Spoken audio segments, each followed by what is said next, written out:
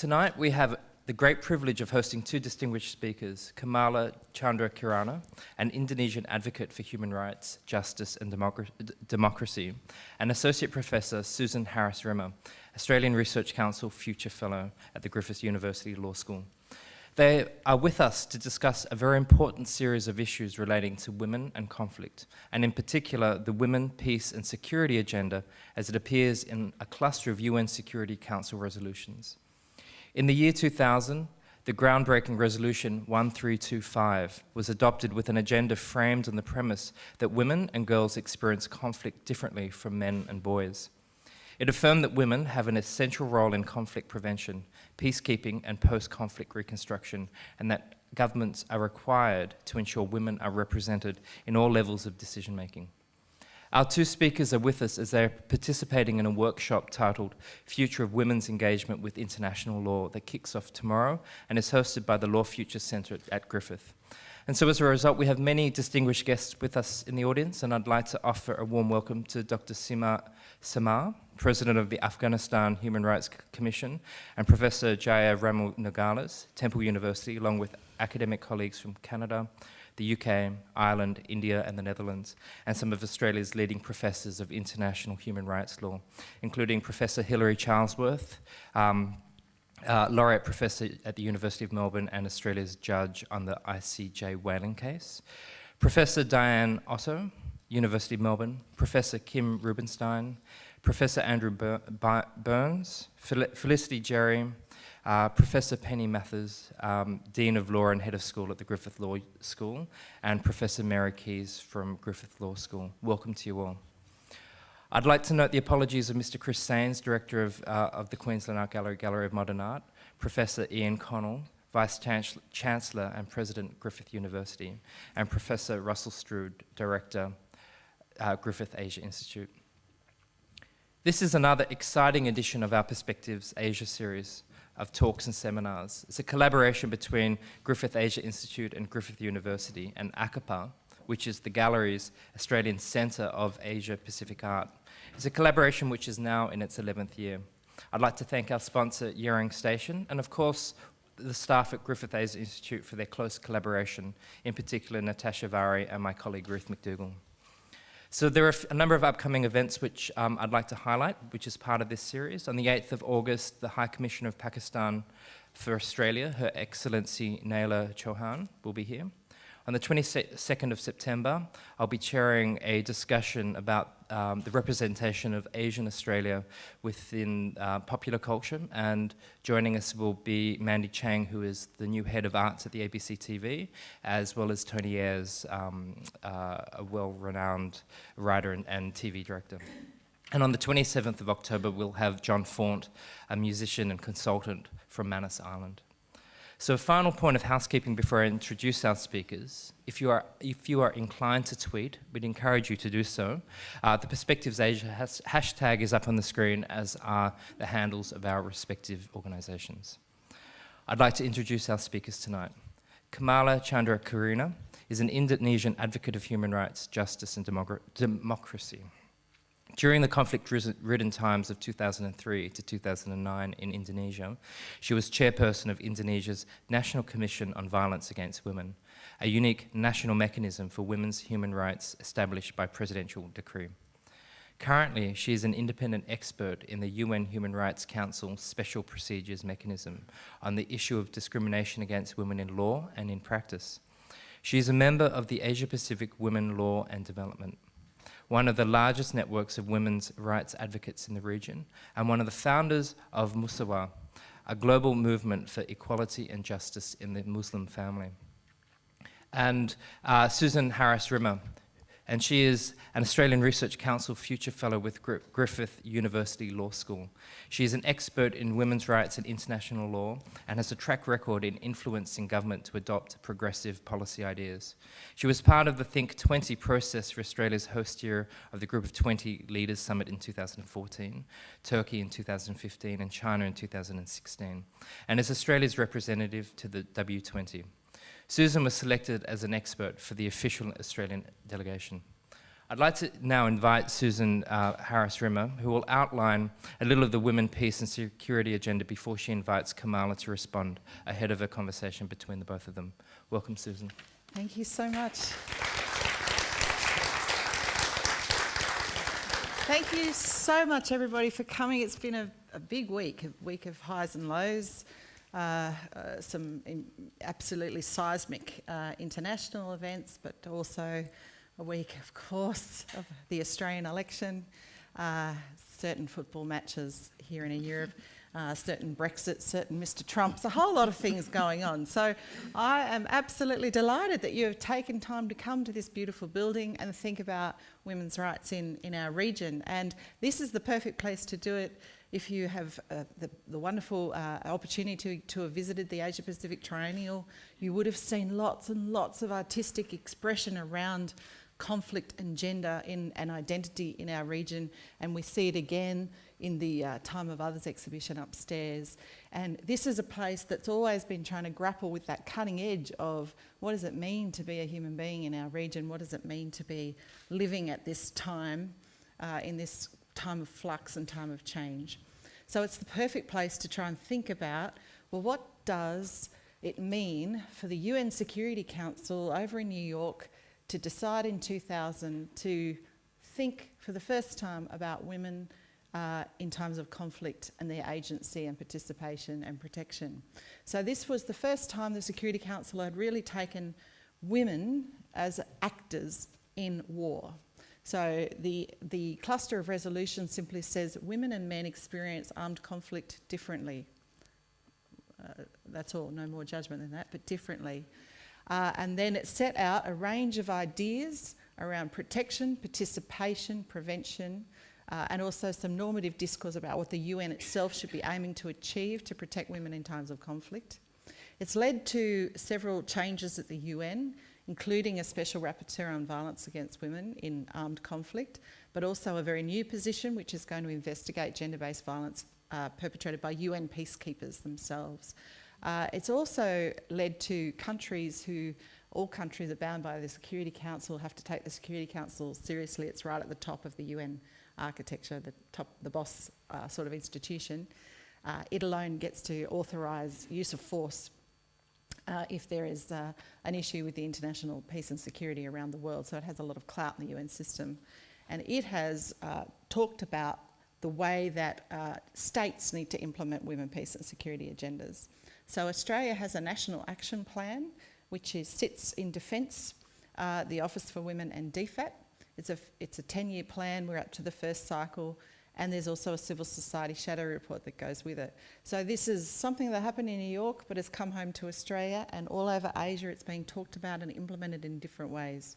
So what we're going to hear about tonight from Kamala is this: how did this idea up here that women and men experience armed conflict differently and have different sets of priorities and needs that the UN needs to respond to, what does that look like for someone like Kamala who goes around the region trying to protect and promote women's rights? What does it mean?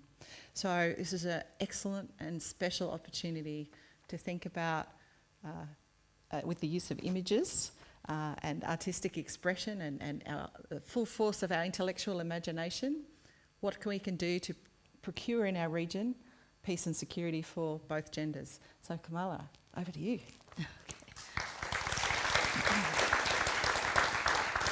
Thank you, Sue, for bringing me to this wonderful place and to be able to speak to you, with you today on this issue of women, peace and security. I shared with Sue that I would like to focus not on the conflict but on women's agency, what we do when in this context, and hope by sharing with you some pictures. Some of them are nice pictures, others are not so great. It's whatever I happen to have and what I am able to get from the internet. But these are images of that I hope will stay with you and help you think of us as active agents that take initiative to address the challenges that we meet for ourselves and for our community. So I think I'll stand so I can see the pictures with you. Yes, so this is Women's Agency, and this is a sculpture made by a very good friend of mine in Jakarta that wants to be able to express women's agency and struggle. When we talk about women, peace, and security, of course, for Asia, we need to understand what is the conflict here? How is it different from Africa, from the conflict in Latin America and other places in the world? And in 2013, the Asia Foundation actually looked at big databases on conflicts, including those collected by the Uppsala University and various other institutions, to kind of zero in what's unique about the conflicts in Asia. And I just want to share with you some of the findings. Asia, according to this study, is the site of 60% of the world's active subnational conflicts in the past decade that affect 50% of the countries in South and Southeast Asia. The conflicts are usually asymmetrical, which means there's a strong state that's in war and conflict with minorities in the periphery. So very different from Africa, where it is the weak state. The conflicts, these subnational conflicts in Asia, are the longest running arms struggles. Average year is 45 years. And some of them, many of them, are a re-emergence of pre-existing conflicts that have never been truly resolved. Because they are 45 years in average, it means that the impact of these conflicts actually affect multiple generations. We are children and their children. And many of these conflicts are a result of deep-rooted structural problems, discrimination, inequalities, collusive power structures, and associated with ambitious development agendas. The study, let me just go back. This study is a very important study for us because it talks about the distinctive nature of conflicts in our region in Asia. But it never really talked about the gender dimension, the particular experiences of women. And in fact, this is common. Many studies about conflict don't actually look at how women experience it. So I want to say that we have documented our own stories because most of the studies have forgotten us. So, for example, license to rape was one of the most important first reports on sexual violence in Burma that was conducted by the Shan Women's Movement. We have another published document, which is Marginalization and Impunity, which is on violence against women and children among the Chittagong Hill tribes of Bangladesh. That was also carried out by a network of indigenous women in Bangladesh. We have CHEGA, which is the report produced by the Timor-Leste Truth Commission, Truth, Reception, and Reconciliation Commission, which has a very strong focus on gender-based crimes that occurred in East Timor during the Indonesian occupation, and has a very strong chapter on that. And the last report is called, in English, Enough is Enough. That is the effort that I was personally involved in when I was in the National Commission on Violence Against Women in Indonesia, working with Papuan women to document the experiences of 40 years of human rights violations. And it was a very interesting and important exercise that we did because the Papuan women themselves documented the stories. And when the book was finally out, this is a wonderful picture of the Papuan women themselves feeling that this is theirs, even if they couldn't read what was inside the document. But the sense of ownership was very, very important. We also organize in our communities. We campaign in the streets. This is Pakistan. The In Sun Foundation, we educate ourselves. These are pictures of that middle one of an organization called AJAR, Asia Justice and Rights, that happens to be based in Bali and bringing in rights activists in different regions of Asia. And we demand for accountability. At the bottom corner here is a picture of the day the National Commission on Violence Against Women in Indonesia was born. It came out of a protest meeting by women's rights activists from all the political spectrum, to meet with the new President Habibie to demand for accountability for the violence that women have faced during the New Order regime. And we have come together because we have come together to join forces. We set up, sorry the picture is so blurred, but we have just recently, actually 2 years ago, come together from all the different regions, conflict-affected communities in Asia and the Pacific, to set up an alliance, a women's alliance on peace and security. We felt we needed to do this to join forces, but also to build our collective voice. We found that in most of the international forums that's talking about conflicts and women's experiences in conflict has been focused mostly on Africa.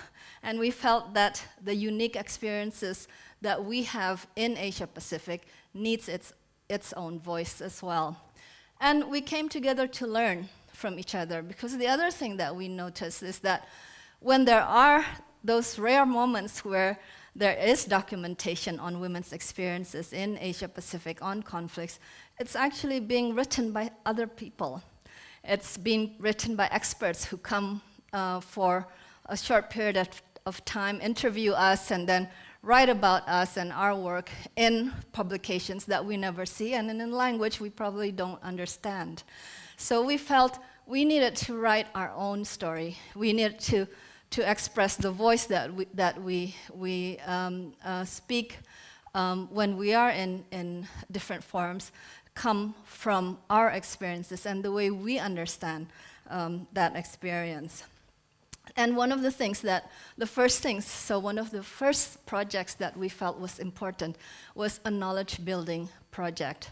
And we call this knowledge building project peer-to-peer conversations. It's not a research project. It doesn't involve very highly trained trainers. It's just us sitting together, peer-to-peer, having conversations, being inspired and reflect together, and with the belief that through that, we actually are building knowledge that comes from our lives.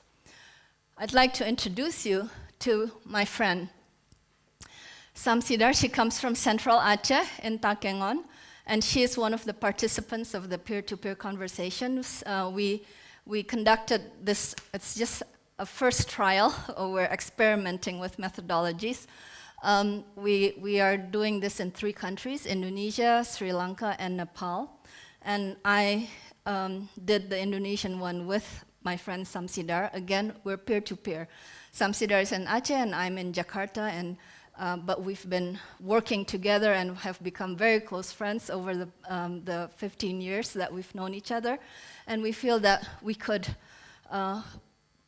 want to build our collective knowledge about the experiences with conflict together in a process of reflection and conversation. This picture is a very interesting picture, particularly because of this red seed. It's actually a nut that exists in Indonesia. I don't know what the English term is, melinjo. And Samsidar never called herself a peace activist. She's trained as an agricultural practitioner, and she. When the conflict erupted in her community, she was going to villages to provide education or training on agricultural issues. And when she started to hear stories about people, and started to see people were being killed on the streets, somebody was hung somewhere, and people were scared. She was meeting women in different villages, and then she heard that there was this particular house where the military was using as a headquarters and where torture was happening. So one of the things we did when I did my peer-to-peer conversation with her was to go back to some of the sites that she was involved, her own journey. And that's the tree where the nut is. And it's just close to this, what's the remnant of that torture, the house of torture, which has been burnt to the ground, and this is what is left of it.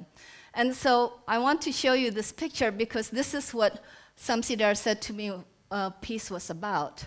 She said, and it's interesting because it turns out that some of these same issues came out in the peer-to-peer conversations in Sri Lanka as well as in Nepal. Truth, how important truth is as a foundation for just and lasting peace. In her words, in Samsidar's words, people have to know the truth about all that is happening here for future accountability. So she actually pretended to be doing research on the melinjo seed nut so that she can get close to this building during the time when the military was still there so that she could start documenting what was happening. And she was the first human rights documenter in Aceh, not just among women, the first in Aceh during that time because she was going around the communities. She also said how important community is. She says, this is the life I choose, to be with the community, whatever the consequence. I represent the community that is allied with neither parties in the conflict. They are the victims of both. When communities were displaced by the conflict, we became humanitarian workers. So there was never one single word that she felt reflected her identity. Sometimes she's called a human rights activist, a women's activist, a humanitarian worker. Nobody, and she never called herself a peace activist, but that was what she meant.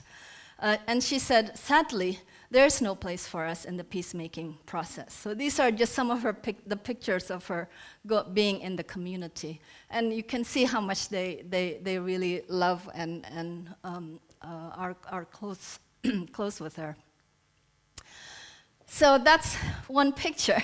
Someone like Samsidar, even as we are happy to have for the first time an international resolution that recognizes the distinct experience of women in peace and security, Samsidar will never be at that forum. Firstly, the conflict in Aceh is considered to be resolved, but Indonesia has never been and will probably never become one of the countries that's under the monitor of the Security Council. Plus, she does not speak English, so she cannot engage.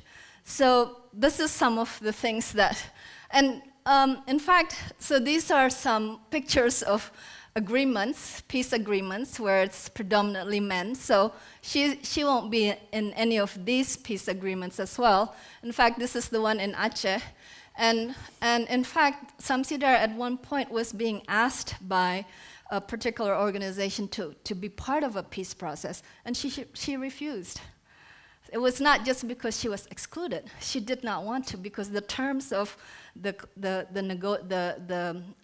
forum that was being created had no seat for the community as a standalone. And she felt that unless there was a seat for people who are speaking on behalf of the community that's not associated with one particular part of the conflicting parties, she was not going to be engaged.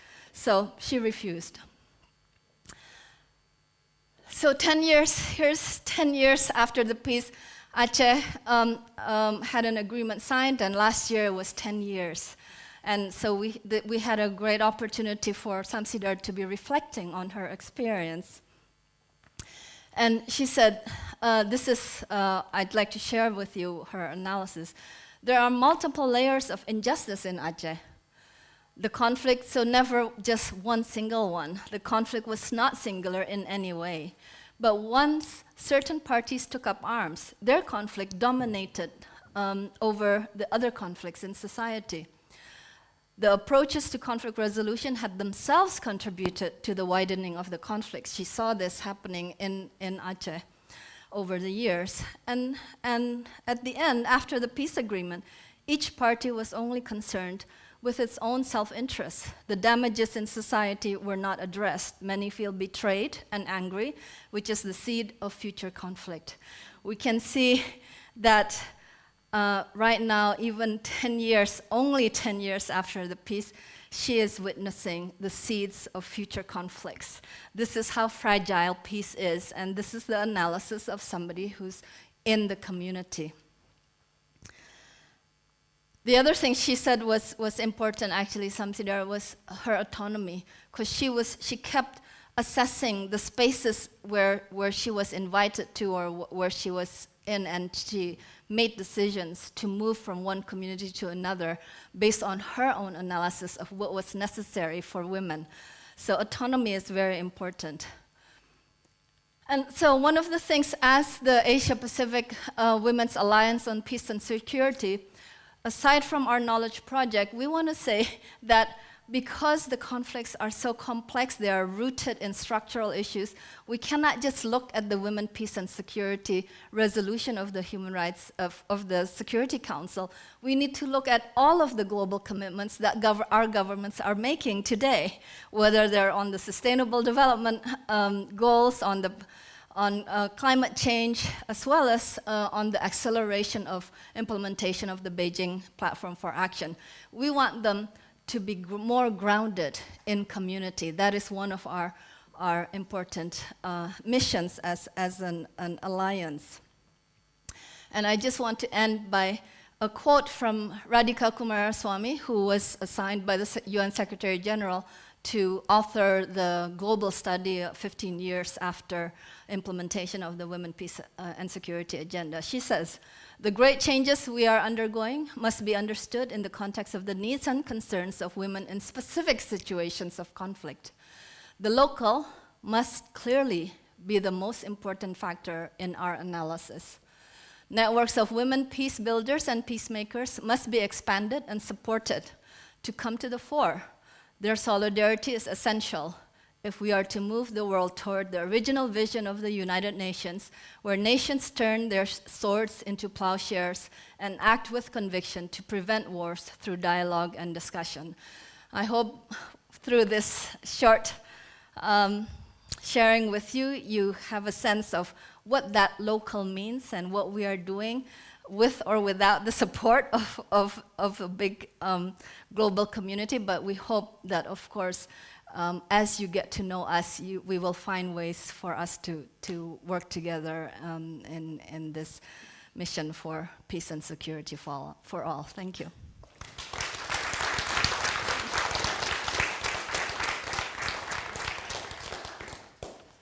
Thank you so much, and we're going to have a short conversation based on that idea. Today we've been talking about a lot of these issues, the idea that the Security Council only decides certain conflicts are a threat to international peace and security. The Security Council members who have the veto power, so that's the top countries, get to take certain issues off the agenda, and certain things are not considered to be something the Security Council can deal with. So they've very recently started thinking about pandemics as a security threat, but they've never looked at organised crime or climate change, certainly not issues like rampant domestic violence or violence against women in public spaces, none of that sort of idea. So there are certain countries and certain continents that receive a lot of attention from the Security Council because the big powers don't veto action in those countries. So most of the Security Council's work is currently focused on Africa.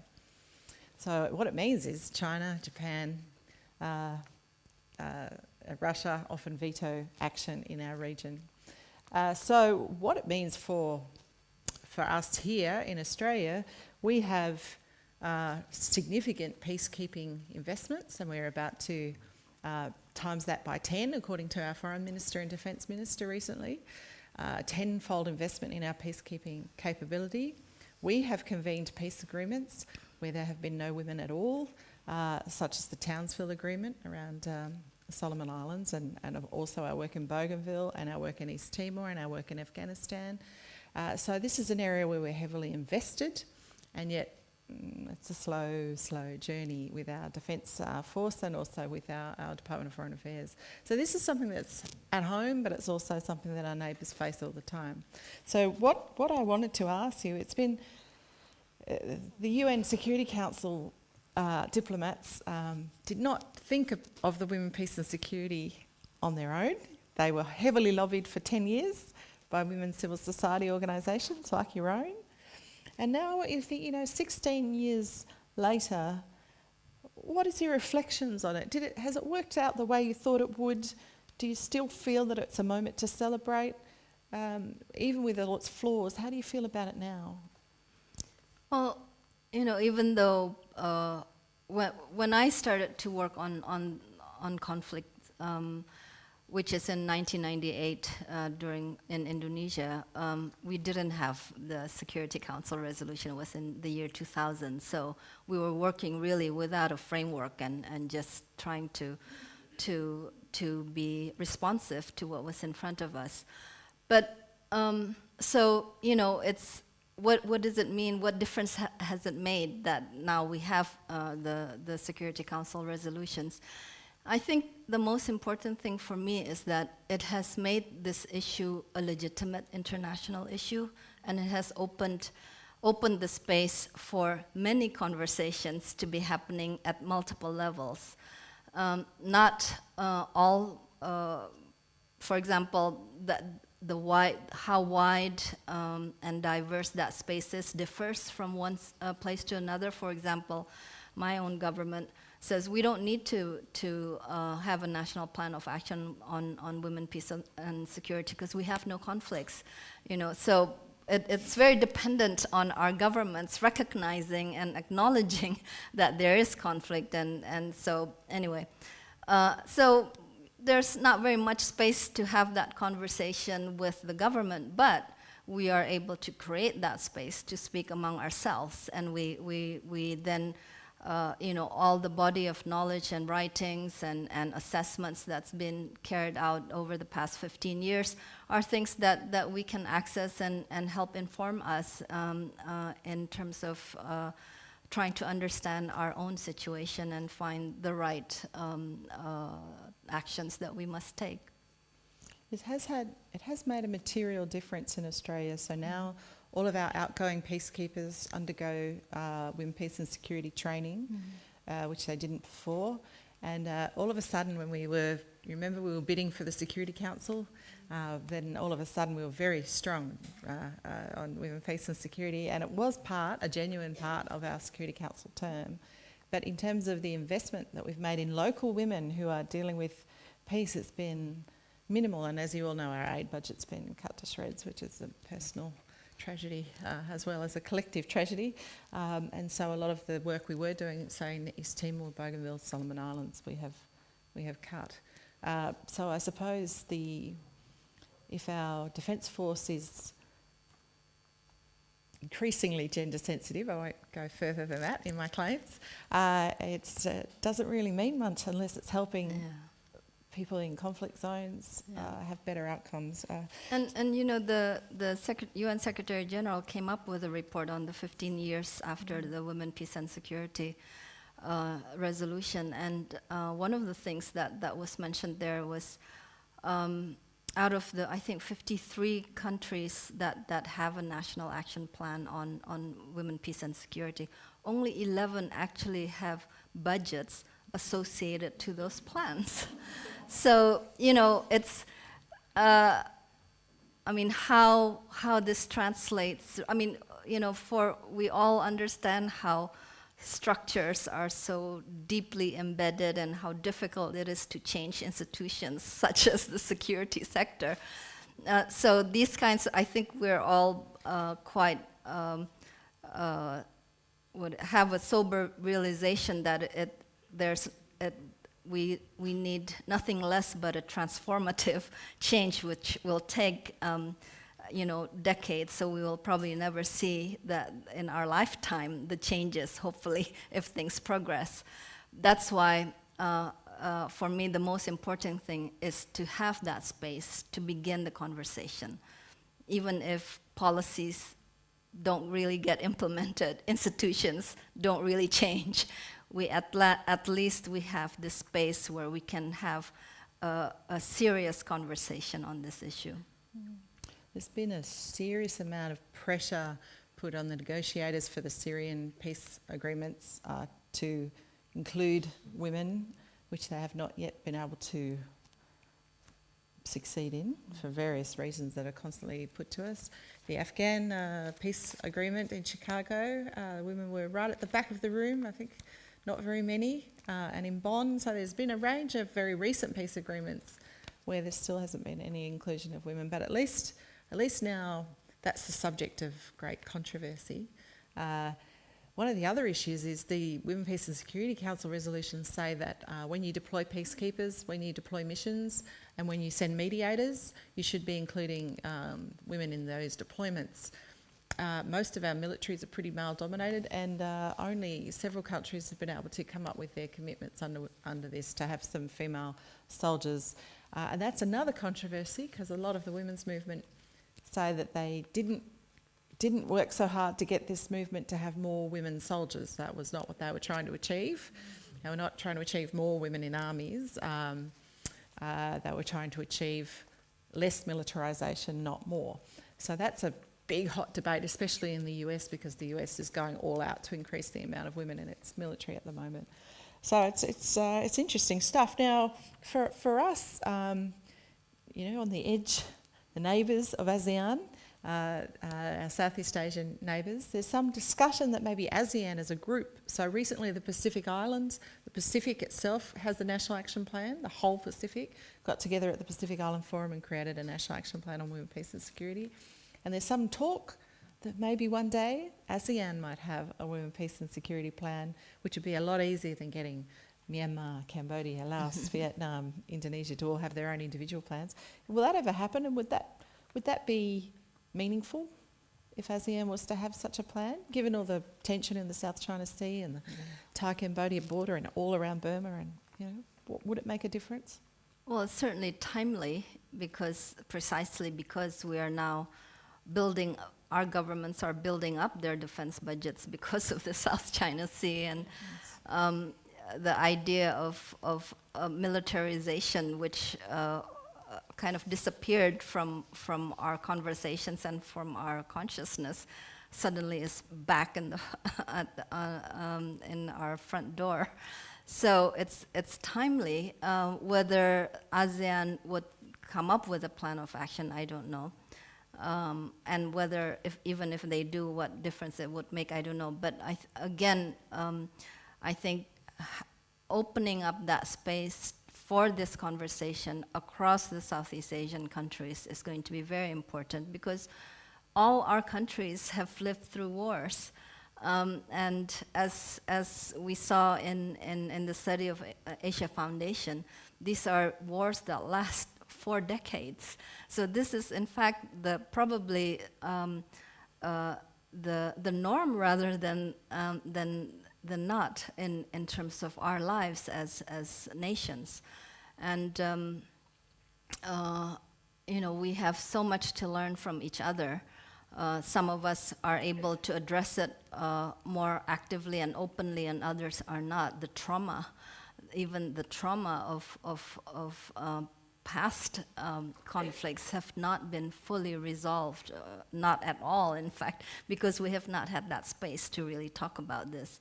So it's going to be very important. I think if the ASEAN countries are even willing to begin a conversation with women in the region and women's rights activists in the region, that would be very much welcome.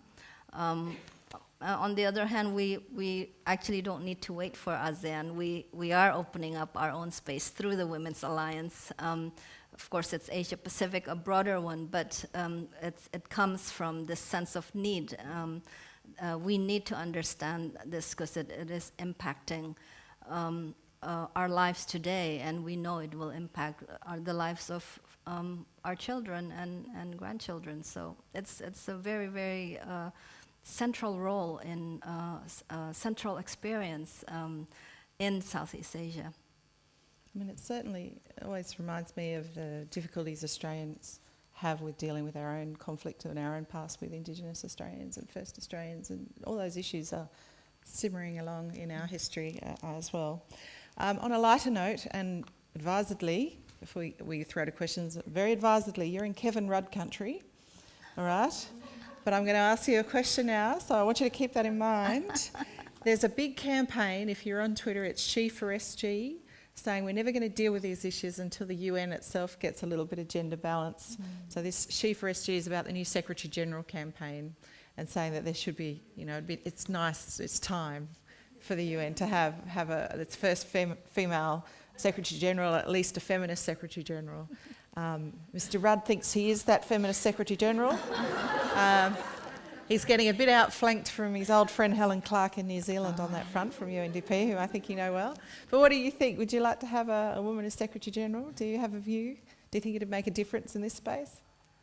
I mean, we've had Ban Ki-moon, obviously someone from our region in as Secretary General hasn't made a huge difference. Well, in principle, the UN Secretary General should be a woman once after so many years, decades. If we do get one, it will be interesting because she will be heading an institution in crisis as opposed to an institution that's growing and at its peak. And so it's... So best to give it to Kevin then. No, but you know, we've always we're pretty good. Women are pretty good in addressing crisis, I think, and may have a different way of approaching things. And so, all the best to that woman if she gets to that position. As long as it's not us. Yes, a hard job. Well, now I'm going to throw over to questions with a little bit of lightness of spirit now in the room. So it's time for questions. I've taken the liberty of tapping some of our conference participants to ask the first question in case you were shy. So I want you to think really hard of some devastatingly difficult questions for Kamala and not for myself. But in the meantime, we have an international expert on women, peace and security in Hilary Charlesworth sitting right there, and another one in Dr. Samar sitting right there. So if either of you have questions, that would be wonderful, especially Dr. Samar, you live this every day. This is your life.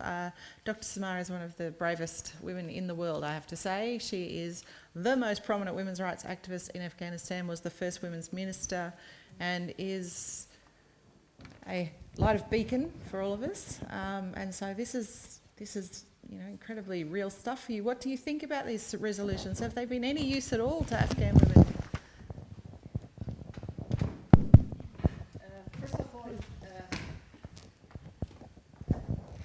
Good afternoon to everybody, and I'm very glad to be here and happy to see Kamala again. We had her in Afghanistan and we didn't have enough time to talk, but we are a friend from at least 10, 15 years. I believe that 1325 is an acknowledgement of the need of women for first time by so-called United Nations, where we all of our countries are member of that institution. But the truth is different than what we read it in the resolution itself. Again, I would say that, of course, having a resolution is much, much better than not even touching on issues of women and the impact of conflict on women and girls. In our case, unfortunately, very few of us, we knew about this 1325, and that was a reason to create a space for us to speak. And I remember when we were pushing a lot of pressure on the Ministry of Foreign Affairs in our own country, so I told to the Minister of Foreign Affairs, I said, can you please read yourself the 1325? Because this was the time when they were talking about the negotiation and peace talk with Taliban. And I said, can you please read this 1325, resolution 1325, and print it and take it to the cabinet? Because our president didn't know and the cabinet member didn't know. I mean, they were not interested because, yes, they had some women in the cabinet, but even the female member of the cabinet didn't know about the resolution. Because, you know, the distribution of power and position is based on the power that the people have. The power comes with the people or by the people who has a lot of gunmen. So it's not because of their knowledge, because of their qualification, because of their positive impact on the society or in the community. Then we had the Finnish embassy came up, because Finnish are quite ahead of us on action plan for this 1325. They came up and they signed a memorandum of understanding with our Ministry of Foreign Affairs. So I was speaking there again, and I said, this is 10 years after the announcement or establishment of the Resolution 1325 on women, peace and security. After 10 years, today we signed a memorandum of understanding to begin and make an action plan. So please speed up and do it much more. I mean, of course, the problem was that Seems reasonable. it took 5 years to have an action plan, because it's gone to the different people of the current the government. We had the Deputy Minister of Foreign Affairs, we had the Deputy Minister of Defense, we had the Deputy Minister from Interior, from Ministry of Women's Affairs, and some of the civil society, including myself. And then nobody was coming to the meeting because it's not important for them.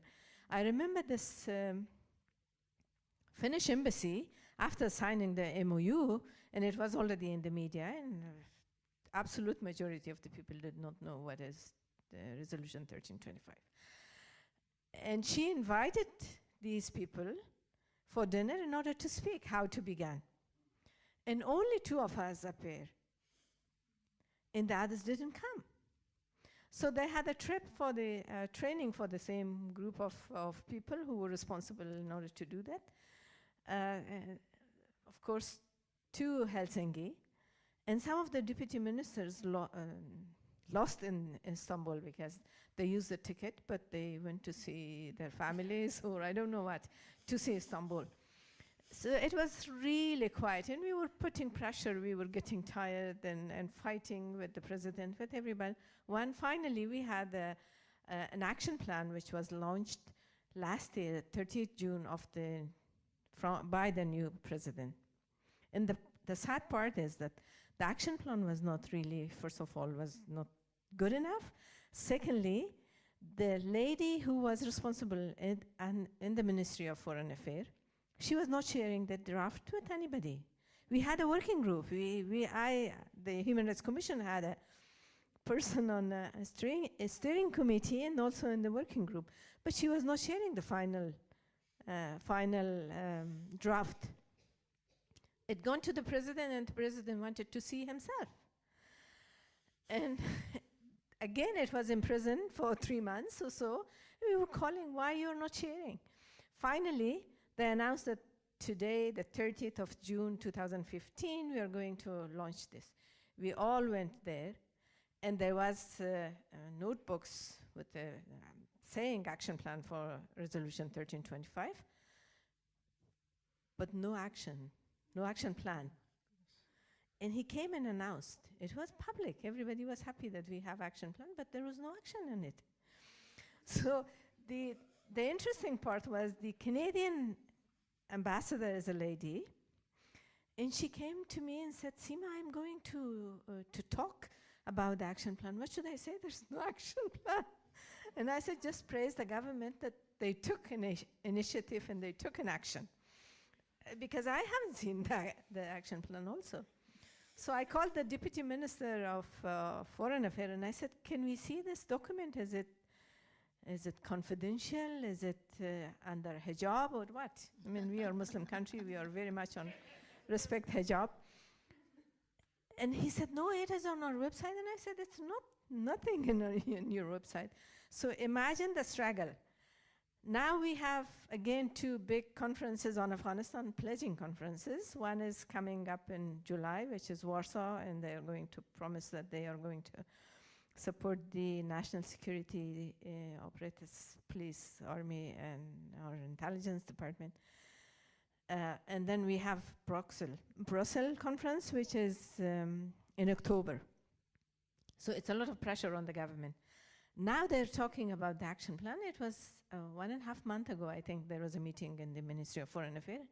And I said, your action plan needs another action plan because there's no specific objective. Generally say, okay, we increase the number of women in the police, but we don't know how and when and how many. Yeah. So there's no clear indicator, there's no budget. These days, after a year from launching of the action plan, we are working on the budget. Again, like some of the ministries came up with the budget saying that we publish and work on awareness raising 5 million. But they don't say when and how many and for what. So I think, as Kamala said, at least it is given a space to discuss and to talk.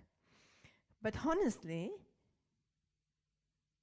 the impact on women who live under a very difficult situation in Afghanistan, in conflict places, is not much. But it doesn't mean that we should just give up. I think it depends on the people in the ground, and it depends on the activists, how committed we are. But again, I would say that in Afghanistan or any other countries, we have our specific complex reality in the ground. And that cannot be solved with the intervention from Australia, for example. Australia and Dutch, they had the PRT in one of the difficult province in Afghanistan. As soon as they left, it's same. It's even worse. Because first, they don't come with the proper strategy. Secondly, they do not involve the actual people. They only talk with the powerful one. Again, powerful one is the people who hold gun. Thirdly, they're very, very cautious on women's issues. We respect the culture, we respect the religion. And then when it comes to, for example, I was talking to Dutch, and I said, what have you done in Uruzgan for women? Oh, we had a jam-making project. Jam-making project. They did it for 6 months. As soon as the fund is finished, then there was no market for that. So yes, jam-making project can empower some people, some women within the family, because they earn how to make money, and then if they earn money, if they're economically independent, they make their space. But then jam-making should be really looked at in a wider range of whole development and empowerment program. For those of you who can't see, we've got a Dutch international lawyer here losing her mind here. Yes, of course. And the other thing I believe that they duplicate. There was lack of united approach by the international community. And you all heard that we were success stories in 2002, in 2003.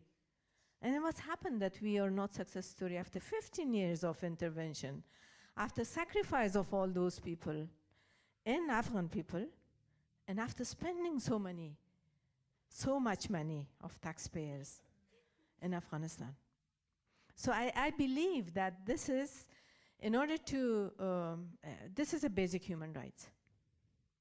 we should look from the lens of human rights and to respect the people's dignity. We should not say, okay, these Afghans, okay, they always been like that. No. Even if you were like that, if the people in Aceh are uneducated, if the people in part of Nepal are uneducated, and Afghans, unfortunately, we are uneducated because nobody really paid attention to educate the people during the conflict with the Russian. We are still in the same scenario. It's only the name of the people who intervened in Afghanistan has changed. So I think that can be with a multi-dimensional long-term strategy beginning with the human rights-based approach. So militarization and gun is not going to stop the conflict. And we will not reach anywhere unless the people are empowered. That is everyone. So I'm sorry I didn't ask a question, but I had a long comment. And thank you all. Do we have one last question, Hilary? Yes. And then we're going to finish. Is someone else burning desire? One question we've got. Yep, this is the lady here. I'm really moved by your image of the woman from West Papua kissing the book. Yeah. It was a very, very powerful image, and especially now knowing what's happening in West Papua. And I'm interested to know if you keep strong connections with the women there. Yeah. Of course, this is one of our the issues that is most at the forefront of Indonesia today. Aceh was resolved through even though the resolution is not fully the way we want it to be, but Papua is absolutely our unfinished business in terms of peace and security and human rights. And it's a very complex situation because there's embedded deep racism within Indonesia against the Papuans, and because this issue this situation has lasted for so long, the deep level of distrust is very, very, very high. So we maintain contact. We have very close. We are not just fellow activists. We are dear friends, and try to find any opportunity we can to navigate in a very complex and difficult situation. But first thing is those connections need to be maintained, and this sense of trust. One of the things in order to do that report, for example, we spent 6 months just going around talking to people, the Papuans in church, the Papuans in the customary adult institutions, the women, men, elders, to say we want to be able to document what has that Papuan women have experienced over the years. And it took that time, that 6 months, to really build that trust that we are genuinely doing this, not for the because we believe that whether Papua becomes independent or not, there will still be the issue of violence against women. And so the more we understand what that is, the better for Papua, for Papuan women overall. But I just want to just a little bit comment on, based on... Then alas, we have to end. Yes, what Seema was saying, because this is the tragedy of the women, peace and security agenda. It is the tragedy when the National Action Plan is disconnected from local women who are working in the community on peace and security. In the meantime, it's taken over by a government that it has no interest in implementing it. That is the tragedy, and that's why what's important is the space. That's all we can say genuinely to be the best outcome of this. And the other point I want to say is that actually many of the national action plans are talking about mainstreaming women into the security sector. That's not what we meant that's not what we mean when we're talking about peace and security. We are challenging the whole military-industrial complex. We don't want to be part of that system, but this is how governments are thinking, and that's in many spaces. That's the only way it's being discussed. So it is I personally have very mixed feelings about it, but I do feel that what's important is that it has put the issue on the table, and we need to make use of it as much as we can, as activists do. And now it's all on your table. Thank you so much for coming tonight.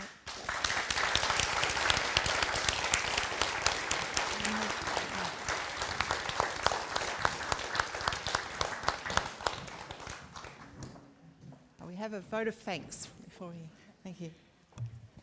Just a quick vote of thanks, if I may. I was reminded when I particularly heard of Kamala's touching story of her friend in Aceh, of the time I actually worked in the Asia Foundation with Hannah Satrio and Liz Marcos on these kinds of issues, but it was under a program called Islam and Development. And having the good fortune of working with them reminded me of women's actual and potential roles in fostering peace and security, which is often downplayed. I think it also has reminded me, this discussion, is that one argument that we often hear in the context of peace and security is that we should fix peace first and then deal with women's issues later.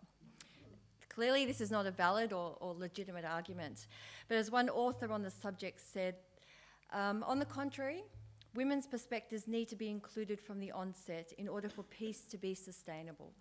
Peace can only be reached when the entire population and its needs are accounted for, which I think is completely apt. So on that note, ladies and gentlemen, please join me in thanking both Kamala and Susan for their wonderful contributions.